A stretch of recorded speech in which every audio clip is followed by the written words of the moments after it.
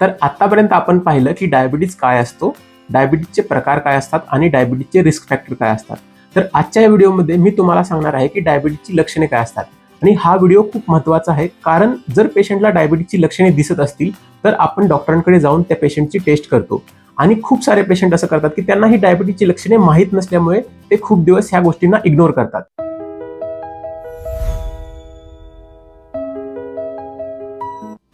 नमस्कार, मी डॉक्टर विजय, MBBS DNB general medicine resident. तर चला तर सुरुवात करूया आजच्या व्हिडिओला.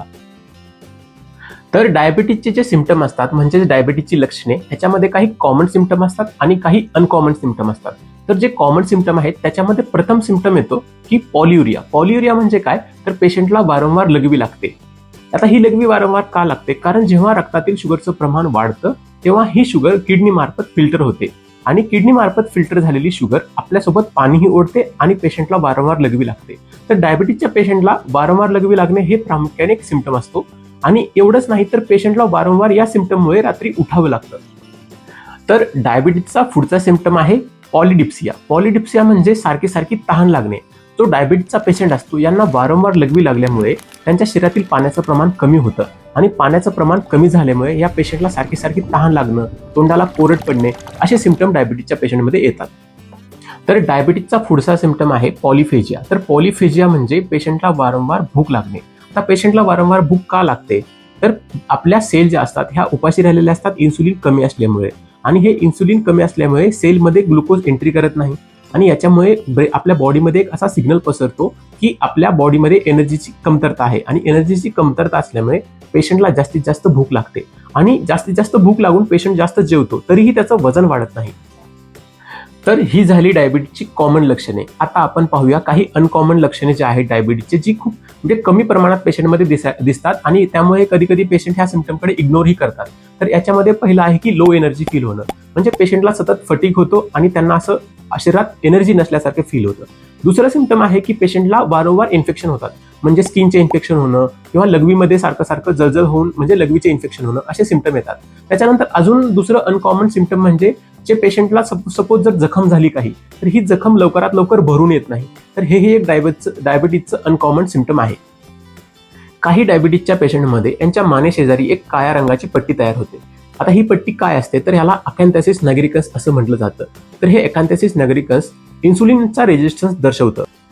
तर इतकी सारी लक्षणे दिसूनही जर पेशंटने या लक्षणाकडे दुर्लक्ष केलं तर हा डायबिटीज वाढत जातो आणि पेशंटला डायबिटीजचे कॉम्प्लिकेशन होतात. तर याच्यामध्ये कोणते कोणते कॉम्प्लिकेशन होतात, तर पहिलं कॉम्प्लिकेशन आहे की डायबिटिक रेटिनोपॅथी. तर डायबिटिक रेटिनोपॅथी म्हणजे साध्या भाषेत आपल्याकडे म्हणतात की डोळ्यामध्ये साखर उतरली आहे. तर ह्याच्यामध्ये काय होतं, पेशंटची दृष्टी कमी होते, त्यांना हळूहळू धुसर दिसायला लागतं. दुसरं कॉम्प्लिकेशन आहे डायबिटिक न्यूरोपॅथी, म्हणजे ज्या आपल्या बॉडीमधील नर्व आहेत त्या हळूहळू जास्त शुगरमुळे डॅमेज व्हायला लागतात आणि पेशंटला हातापायाला मुंग्या येणे, हळूहळू त्यांना सेन्स कमी जाणवणे, चालता चालता कधी जखम झाली तरी त्यांना जाणवत नाही, असे सिम्पटम यायला लागतात. त्याच्यानंतर अजून कॉम्प्लिकेटेड होत जातं, म्हणजे पेशंटला ज्या जखमा होतात पायावर हातावरती त्या लवकर लवकर भरत नाहीत. आणि असे सिम्पटम दिसूनही जर पेशंटनी याच्याकडे इग्नोर केलं तर हळूहळू पेशंटच्या किडनीवरती याचा परिणाम व्हायला लागतो आणि पेशंटची किडनी खराब होते. तर जर आपल्याला असे काही सिम्पटम दिसत असतील तर आपण डायबिटीजची स्क्रीनिंग टेस्ट करून घेणं जरुरी आहे. आता तुम्ही म्हणाल डायबिटीजची स्क्रीनिंग टेस्ट कुणी करायची, तर याच्यामध्ये कसं आहे, जर डायबिटीजची लक्षणे असतील किंवा तुमच्यामध्ये डायबिटीजचे रिस्क फॅक्टर असतील, जे की मी मागच्या व्हिडिओमध्ये तुम्हाला सांगितलेले आहेत, आणि जर काही फिमेलला जर त्यांच्या प्रेग्नन्सीमध्ये डायबिटीज झालेला असेल तर अशा व्यक्तींनी त्यांची डायबिटीजची स्क्रीनिंग टेस्ट करून घेणं जरुरी आहे. तसंच जर वय आपलं 35पेक्षा जास्त असेल तर वर्षातून एकदा किंवा वर्षातून 2दा डायबिटीजची स्क्रीनिंग टेस्ट घेणं जरुरी आहे. जर तुम्हाला फॅमिली हिस्ट्री असेल डायबिटीजची किंवा तुमचं वजन जास्त असेल, तुमची सेडेंटरी लाईफस्टाईल असेल, तुमच्या दैनंदिन जीवनामध्ये व्यायामाचा अभाव असेल तर तुम्ही डायबिटीजची स्क्रीनिंग टेस्ट वर्षातून एकदा किंवा 2दा करून घेणं जरुरी आहे. तर आजच्या या व्हिडिओमध्ये मी तुम्हाला डायबिटीजची लक्षणे सांगितली. याच्यामध्ये प्रामुख्याने सारखी सारखी लघवी लागणे, खूप जास्त तहान लागणे आणि खूप जास्त भूक लागणे ही कॉमन लक्षणे सांगितली. तसंच अजून अनकॉमन लक्षणे मी तुम्हाला सांगितली. जर अशी लक्षणे काही पेशंटमध्ये असतील तर तुम्ही कोणत्या टेस्ट करायला पाहिजेत हे मी तुम्हाला पुढच्या व्हिडिओमध्ये सांगणार आहे.